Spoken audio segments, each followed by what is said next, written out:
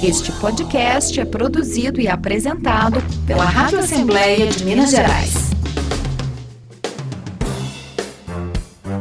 Você ouve agora Politiza, um podcast para mostrar que tudo é política, mesmo quando parece que não é.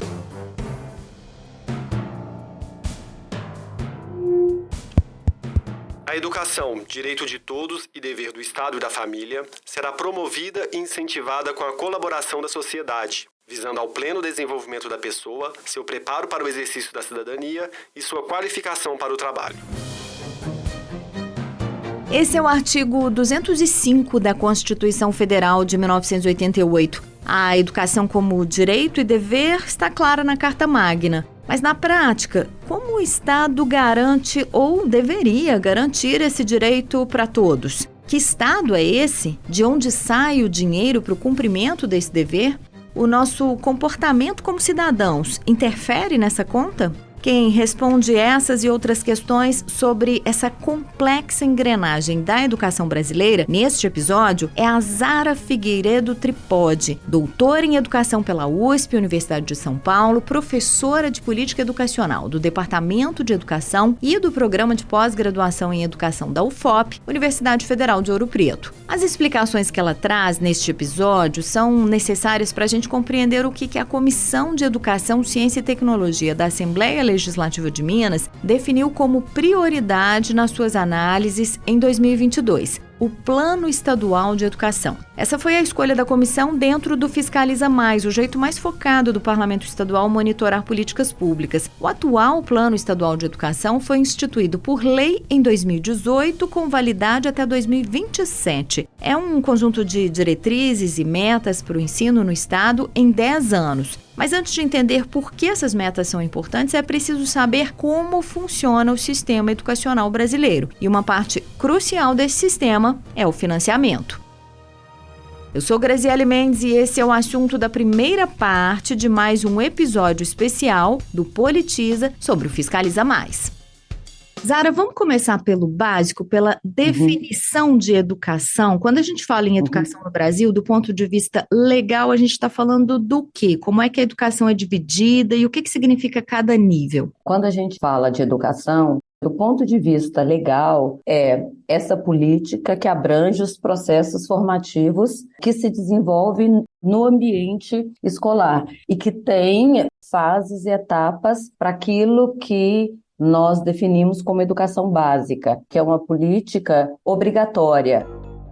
A primeira política social que está descrita no artigo 6º da Constituição. O básico daí, ele tem sentido aí de base, aquilo que estrutura a formação do indivíduo e permite o indivíduo fazer escolhas ao longo da vida e assumir lugares diferentes dentro da sociedade. Então, essa é a concepção legal. E essa educação formal, que tem esse papel de alicerçar a formação do indivíduo, se divide em 3 etapas, que é a educação infantil, o ensino fundamental e o ensino médio. Essas 3 etapas formam aquilo que a gente chama de educação básica. E desde o pré-escolar, que começa aos 4 anos, aos 17 anos, isso é uma etapa que a lei diz que é obrigatória. Uma questão importante para se pensar dentro dessa educação básica é que essa parte considerada obrigatória, portanto, o aluno tem que estar matriculado dentro da rede oficial de ensino, ela não é colocada em termos de etapas. Tanto na Constituição quanto na LDB, não nos diz que é obrigatório o pré-escolar até o ensino médio. Não é isso que a lei diz. Aqui, a Zara está se referindo à Lei de Diretrizes e Bases da Educação, que regulamenta a organização da educação brasileira. Isso tem uma implicação importante, porque no Brasil nós convivemos desde sempre com níveis de reprovação muito altos. Então, quando a lei diz que a obrigatoriedade é de 4 a 17, você tem crianças, adolescentes com 17 anos que ainda estão no ensino fundamental 2, porque eles foram reprovados muitas vezes. Então, quando ele faz 17 anos, a lei não mais o alcança. Então, se você tem um fluxo em que não há reprovação dentro do sistema, esse adolescente, essa criança, entra no pré-escolar aos 4 anos e ele sai aos 17 no ensino médio. Entretanto, por conta do alto índice de reprovação, muitos alunos, quando eles fazem 17 anos, a lei deixa de alcançá-los, mas, entretanto, eles não concluíram o ensino médio ainda. Às vezes, eles estão no ensino fundamental 2, 9º ano, ou 1º ano do ensino médio. Já a creche é a primeira fase da educação infantil na educação básica, mas a creche, ela não é uma fase obrigatória. Os pais podem escolher colocar a criança numa creche ou não, embora a creche seja um grande gargalo hoje dos municípios. Essa é uma sociedade em que a maioria das mulheres está no mercado de trabalho, elas precisam de um espaço onde o filho tenha uma segurança alimentar, também esteja fora da violência das grandes cidades ou das pequenas cidades, então a creche é necessária, embora não seja obrigatória. E essa é uma demanda, inclusive, das famílias que querem creche. E é um grande gargalo para os municípios, que é o responsável legal. Então essas são as 3 etapas, não é?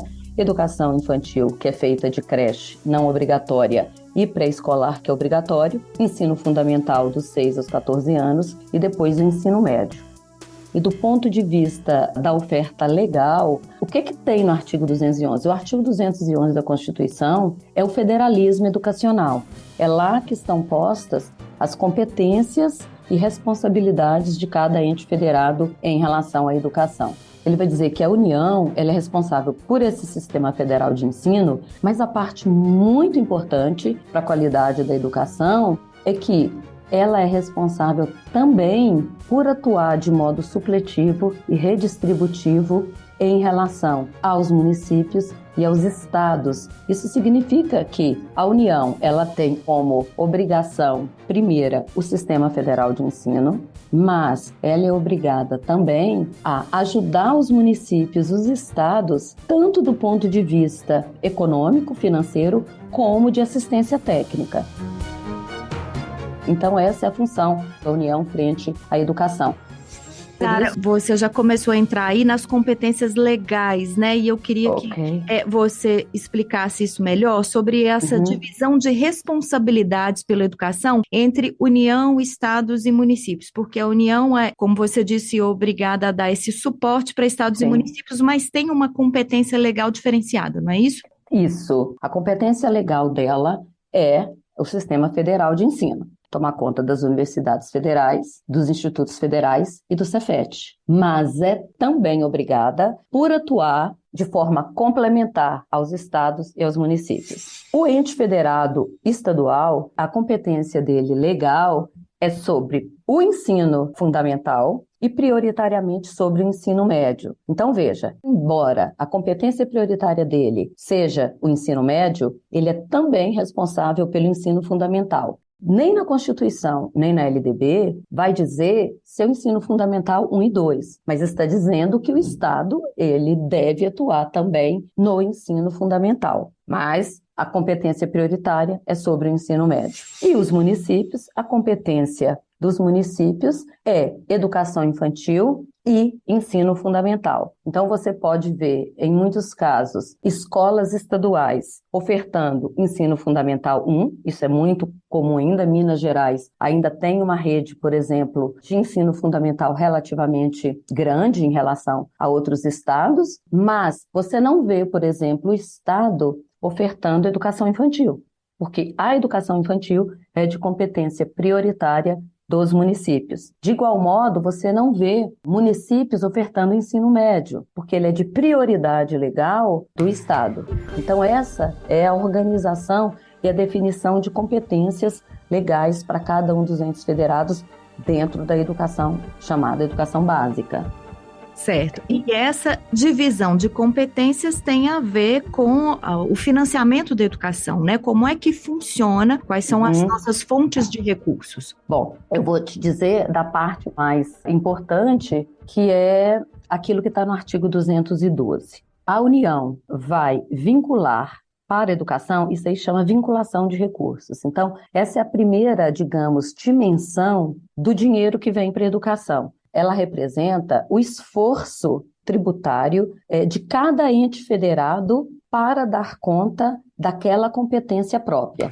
Então, a União tem obrigação de vincular, no mínimo, 18% dos impostos próprios dela para a área de competência legal dela. Quais são os impostos próprios da União principais? Imposto de renda e IPI. Sobre esses dois impostos, a União precisa vincular, no mínimo, 18% para que ela use na parte que é de competência legal dela, ou seja, Sistema Federal de Ensino. O Estado, por sua vez, os dois impostos mais substantivos dele, a vinculação para a educação, é o ICMS e o IPVA. Vinculam-se 25% no mínimo, e esses 25% no mínimo, eles são utilizados para a área prioritária do Estado, ensino médio e ensino fundamental. E, do ponto de vista do município, você tem os impostos principais dos municípios são IPTU e ISS, Imposto sobre Serviço. Sobre esses dois impostos, ocorre a vinculação de pelo menos 25% para a competência legal dos municípios, ou seja, educação infantil e ensino fundamental. Então, isso é a vinculação de recursos, é sobre impostos. A vinculação ela não se dá sobre taxas, sobre contribuições, sobre impostos. Antes de você falar sobre as outras fontes de recursos, Zara, queria só que a gente comentasse o seguinte: como são impostos, eles oscilam muito, né? A nossa arrecadação oscila muito. Isso já é um desafio para o sistema de financiamento da educação, contar com esse recurso flutuante? Esse é um dos desafios. Se você tem uma oscilação na economia, se você tem uma população que tem um nível de inadimplência muito grande com IPTU, se você tem um número muito alto de inadimplência com IPVA, se você tem, como agora, a diminuição do percentual de impostos sobre o ICMS, né? Que você viu que a gasolina diminuiu porque teve uma incidência sobre o percentual de ICMS. Isso tudo tem uma relação direta com a educação. Pelo menos 21 estados e o Distrito Federal já reduziram a cobrança do ICMS sobre os combustíveis. Em Minas Gerais, a gente conversava mais cedo com o governador aí do estado, Romeu Zema, sobre também a queda de arrecadação no estado, nos municípios, justamente por causa dessa redução do ICMS. Ou, se você tem um desastre natural, ou como aconteceu na pandemia, o município isenta, por exemplo, os cidadãos do IPTU, isso tem um efeito sobre a educação, porque 25% no mínimo desses impostos, eles têm uma relação direta com a educação. O financiamento da educação, ele está fortemente vinculado à capacidade dos entes federados de produzir riqueza, da atividade industrial, da atividade comercial e as oscilações próprias da economia. E, para além disso, como eu disse, de comportamento da sociedade diante do pagamento ou não desses impostos. Por exemplo, quando você olha os dados no IBGE, no Munic IBGE, você vê um monte de municípios que deu uma renúncia, seja parcial ou seja total, para a população de IPTU como promessa política. Então nós temos, por exemplo, mesmo em Minas Gerais, municípios que já ficaram quase uma década sem cobrar IPTU como uma forma de ganhar eleitores. Quem teve a casa danificada por conta de enchente ou inundação vai poder pedir isenção do IPTU em Juiz de Fora. Proprietários de imóveis do centro histórico podem pedir isenção do IPTU, mas é preciso atenção à manutenção e preservação das características arquitetônicas originais dos prédios e casarões para ter direito ao benefício. Mas você sabia que portadores de 3 graves doenças podem ser isentos do pagamento desse imposto? É o que você confere na reportagem.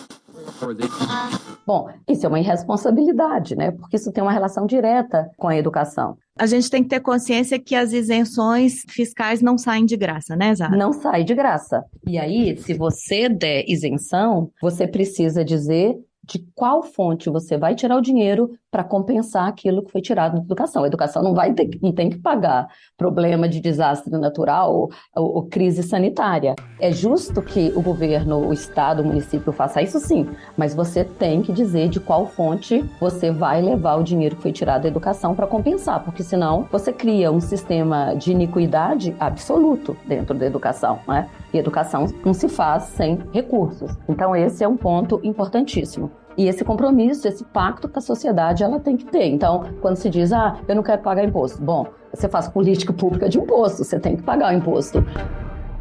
Agora, além dos impostos próprios, essa vinculação de 18, 25 e 25, no mínimo, ela ocorre também sobre as transferências de um ente para outro. Então, te dar um exemplo. O Fundo de Participação dos Municípios e o Fundo de Participação dos Estados. Esse é um dinheiro substantivo, muito importante, que vem da União. Também é constitucional, então a União é obrigada a transferir parte do imposto de renda e parte do IPI dela para os estados. Isso forma o Fundo de Participação dos Estados. E a União também é obrigada a transferir parte do IPI e parte do imposto de renda para os municípios, que forma o Fundo de Participação dos Municípios. Sobre essa transferência, incide também os 25%. Da mesma forma, o Estado ele é obrigado a transferir parte do ICMS para os municípios, proporcional ao que os municípios produzem, e também parte do IPVA. 50% do IPVA das placas do município é devolvido para o município. Então, sobre essas transferências constitucionais, também vai incidir os 25% da educação.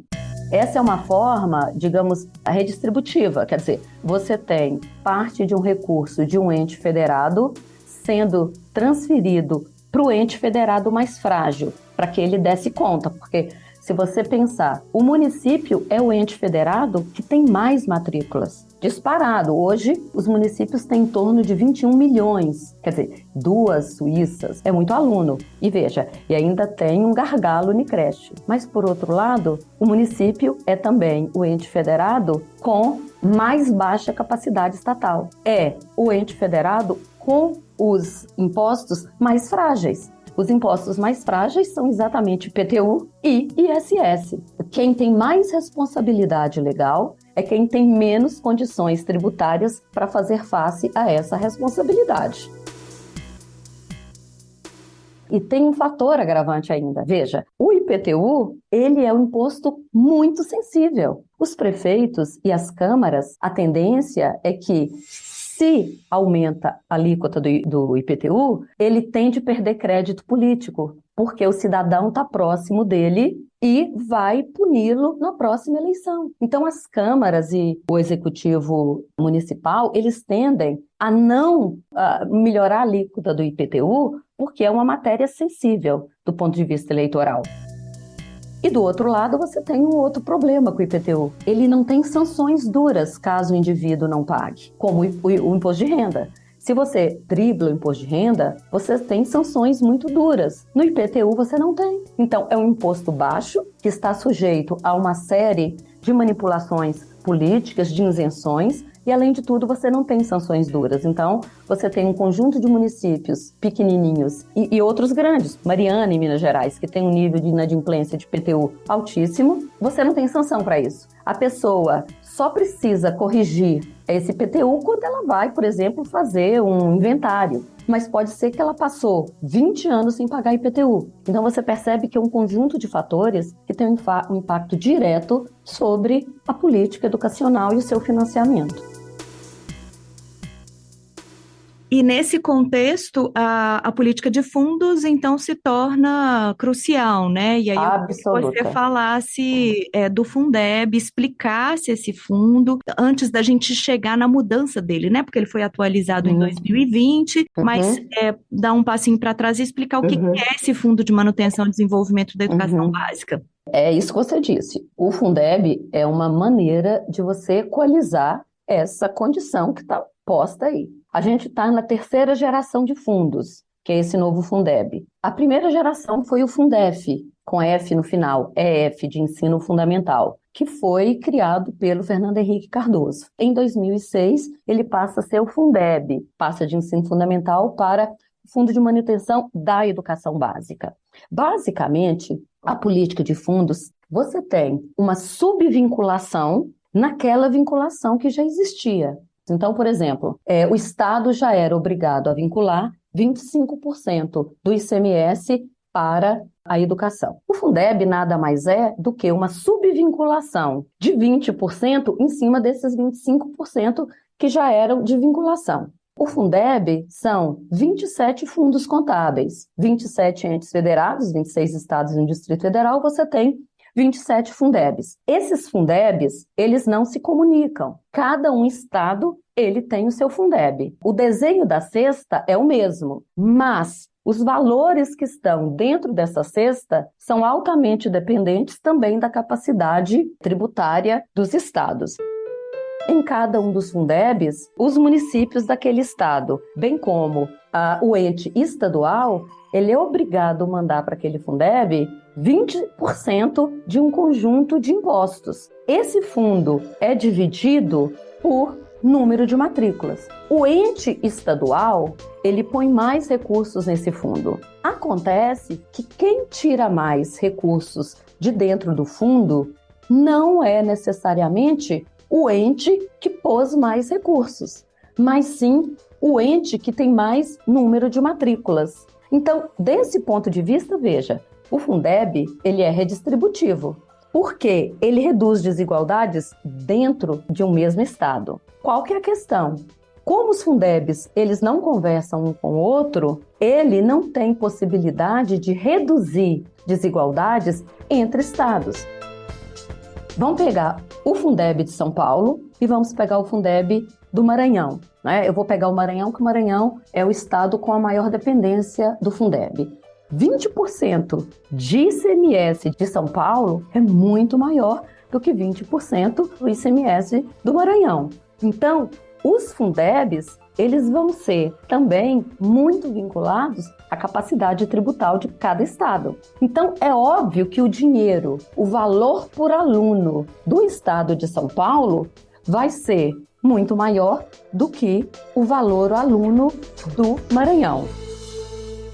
Nas duas primeiras gerações do Fundeb, pelo menos 60% desse recurso era para pagamento de professor. Dos profissionais de educação, não é nem só do professor, mas dos profissionais de educação, ele representa em torno de 80% do orçamento todo da educação. Por isso que, nesses dois primeiros momentos do Fundeb, pelo menos 60% era para pagar professor. Então, veja, até esse momento, o esforço maior do Fundeb não era da União, era exatamente dos próprios estados e municípios. Mas, até o final de 2020, antes de entrar no novo Fundeb, a União, ela complementava o fundo até 10% do valor do fundo. E para quem que era a complementação? A complementação da União, ela se dava apenas em relação aos estados que não conseguissem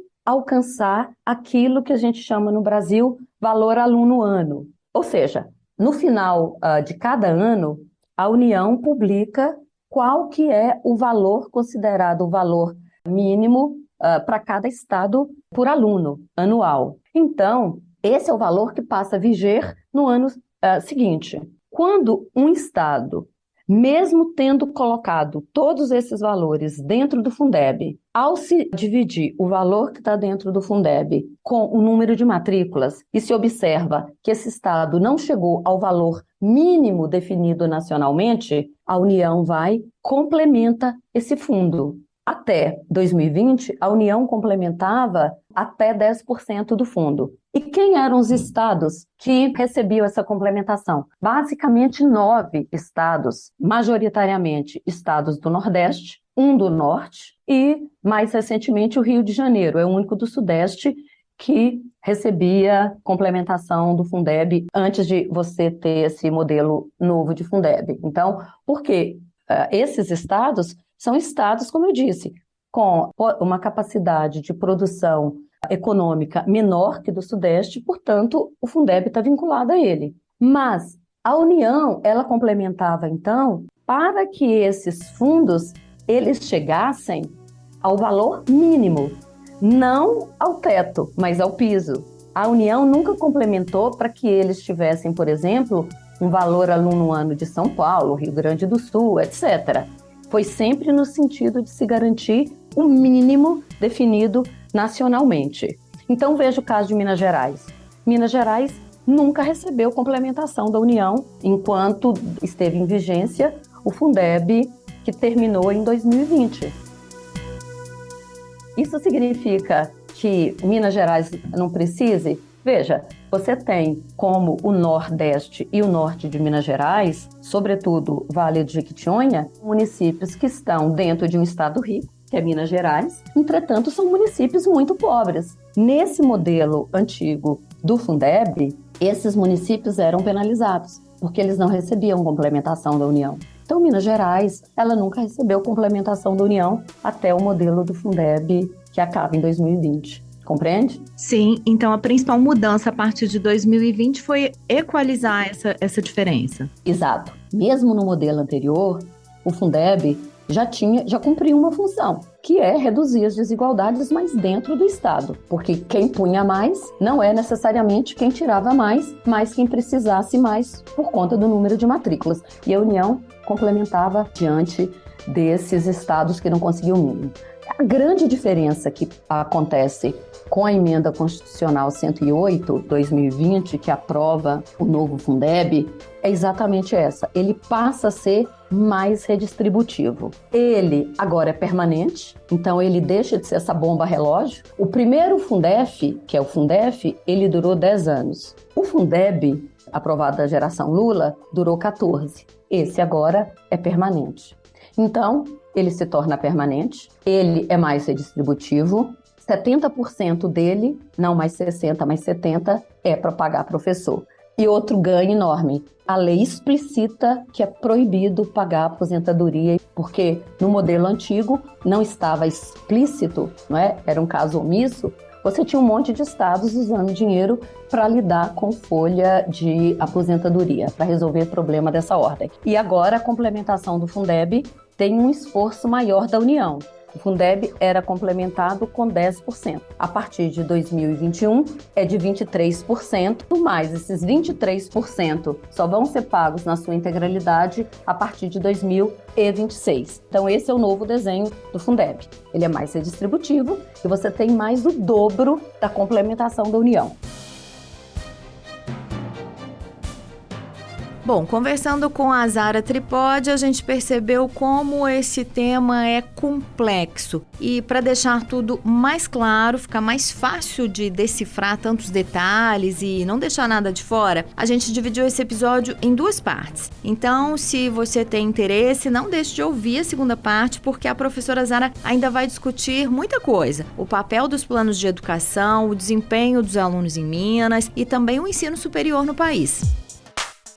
Nessa primeira parte do episódio sobre educação, você ouviu trechos de notícias veiculadas pelas emissoras CNN, TV Câmara de Juiz de Fora e TV Brasil Maranhão, TV Cultura do Vale do Rio Grande do Sul e TV Record, todas extraídas do YouTube. Eu sou Graziele Mendes, responsável pela produção, roteiro, entrevistas e apresentação deste episódio, com colaboração de Marco Túlio Amaral na apuração. A sonorização é de Felipe Gravino, edição e coordenação geral de Rosângela Rabelo, identidade visual de Clarice Maia. Todos os episódios do Politiza estão na página da Rádio Assembleia, lmg.gov.br/rádio e plataformas digitais. Este podcast é produzido e apresentado pela Rádio Assembleia de Minas Gerais.